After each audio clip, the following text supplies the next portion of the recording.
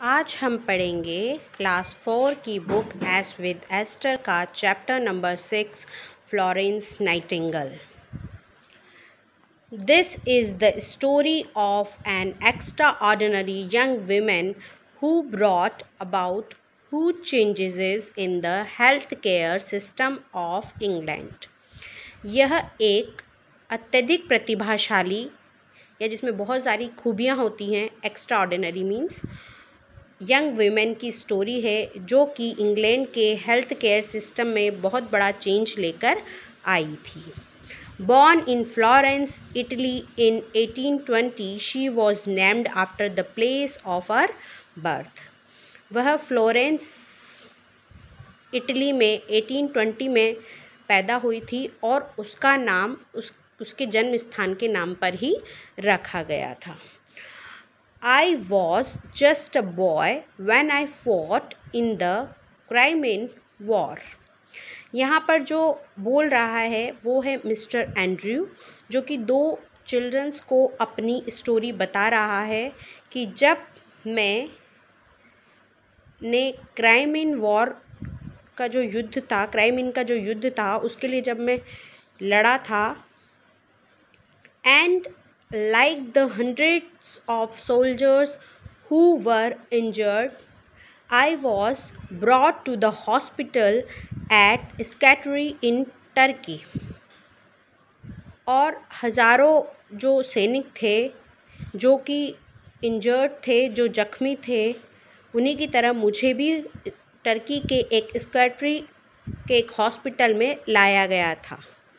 Brought ले जाए, bring का यस्टरडे वर्ड है brought.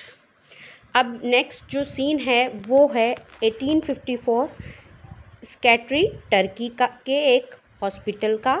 The hospital was filthy means dirty. Hospital बहुत गंदा था। There were rats and flies everywhere. वहाँ हर जगह चूहे और मक्खियाँ थी। If I close my eyes I can still remember the smell. अगर मैं आज भी अपनी आँखें बंद करूँ तो मैं वहाँ की जो दुर्गंध थी उसको महसूस कर सकता हूँ। Over the next few weeks I fell very ill. I watched a lot of my friends die from infection. अगले कुछ हफ्तों तक मैं बहुत ज़्यादा बीमार महसूस कर रहा था और मैं अब बहुत सारे जो मेरे फ्रेंड्स थे उनको इन्फेक्शन से मरते हुए देख रहा था। One night as I lay their feeling व्रेस्ड। एक दिन जब मैं रात में लेटा हुआ था तो मैं बहुत दुखी हो रहा था। व्रेस्ड मीन्स माइजरेबल और दुखी। I saw her for the first time the lady with the lamp. मैंने उसे पहली बार एक लैम्प के साथ देखा। She burst into that awful place and took control at once. वह उस जगह पर एकदम से एंटर हुई। बर्स्ट मीन्स सडनली एंटर्ड हुई और उसने सारा कंट्रोल अपने हाथ में ले लिया।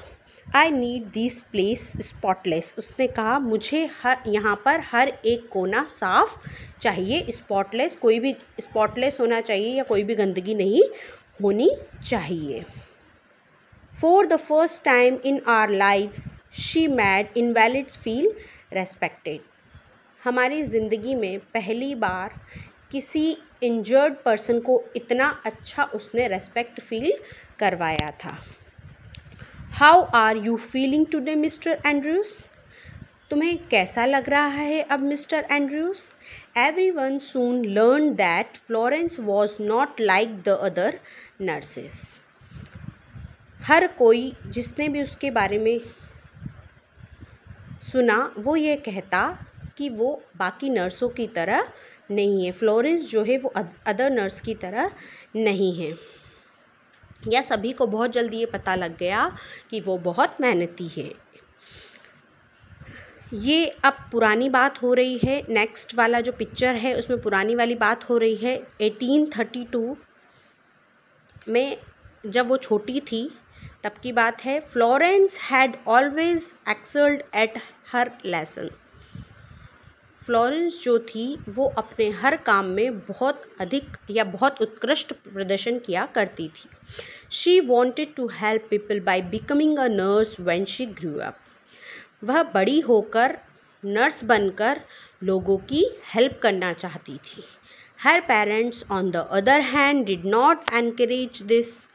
दूसरी तरफ उसके जो पेरेंट्स थे वो उसे इस बात के लिए एनकरेज नहीं करते थे।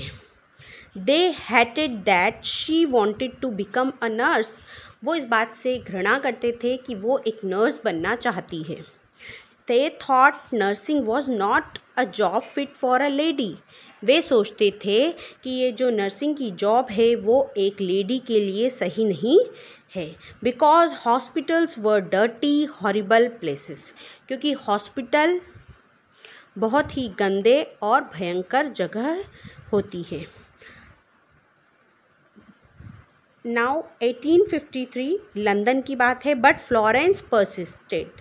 लेकिन जो फ्लोरेंस थी वो अपनी बात पे कायम रही। परसिस्टेड मीन्स कायम रही कि उसे नर्स ही बनना है। And her parents finally allowed her to train as nurse in Germany.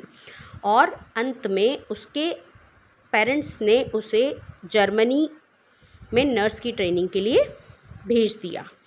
I will write to you every week. उसने जाते हुए कहा कि मैं हर हफ्ते आपको लिखूंगी। क्या लिखूंगी? पत्र लिखूंगी। News of the Crimean war and the horrible state of British hospitals reached Florence years.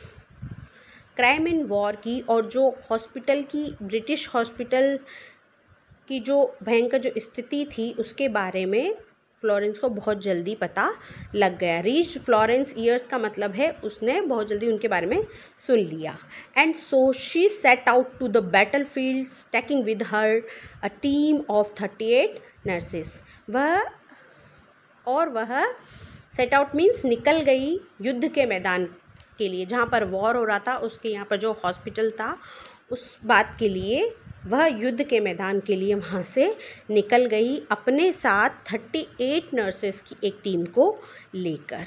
In 1854 Scutari. This was the first time women were officially allowed to serve in the British army. यह पहला time था जब women को officially British army की सेवा के लिए भेजा गया था या अलाउ किया गया था। While you sit here, thousands are dying because of our unsanitary hospital. तुम यहाँ पर बैठे हो और हज़ारों लोग अनसैनिटरी मीन्स गंदगी या हम कह सकते अनक्लीन हॉस्पिटल्स की वजह से मर रहे हैं। Every day at the Scattery Hospital was a fight for Florence. हर दिन स्कैटरी हॉस्पिटल में फ्लोरेंस के लिए लड़ाई झगड़ा होता था। A lot of the male doctors hated the way she ordered them around. और बहुत सारे जो मेल डॉक्टर थे वो उससे नफ़रत करते थे क्योंकि वो जिस तरीके से उन्हें ऑर्डर देती थी उससे उन्हें नफ़रत होती थी। But none of them dared silence her. लेकिन उनमें से किसी को भी उससे जवाब देने की कोई हिम्मत नहीं होती थी। But Florence's reports were taken seriously by the government. लेकिन फ्लोरेंस के द्वारा दी गई रिपोर्ट को वहाँ की जो गवर्नमेंट थी उसने बहुत सीरियसली लिया। They sent a team to inspect the condition at the Scutari hospital. और उन्होंने एक टीम को स्कैटरी हॉस्पिटल में वहाँ की कंडीशन का इंस्पेक्शन करने के लिए भेजा। The team discovered that the hospital was built on a sewer and that the patients were all drinking contaminated water. उन्होंने ये देखा, वहाँ की जो टीम थी उन्होंने डिस्कवर किया, पता लगाया कि हॉस्पिटल जो है वो एक सीवर जिसे बोलते गटर, गंदे पानी की जो लाइन थी उस पर बना हुआ था। और वहाँ के जो पेशेंट थे वो सभी कंटेमिनेटेड मीन्स दूषित पानी को पी रहे थे। Florence had tackled an important problem that more soldiers died due to disease than on the battlefield because of how unclean the hospital were. Florence ने एक बहुत ही महत्वपूर्ण इम्पोर्टेंट प्रॉब्लम का सामना किया। वो ये थी कि जो सोल्जर्स थे वो डिज़ीज़ के कारण ज़्यादा मर रहे थे। डिज़ीज़ मीन्स बीमारी के कारण ज़्यादा मर रहे थे एज़ कम्पेयर टू जो बैटलफील्ड था, यानी कि जो लड़ाई का मैदान था, उसकी जगह जो वहाँ का गंदा वातावरण था, जो वहाँ का अनहाइजीनिक वातावरण था, उसके कारण लोग ज़्यादा मर रहे थे।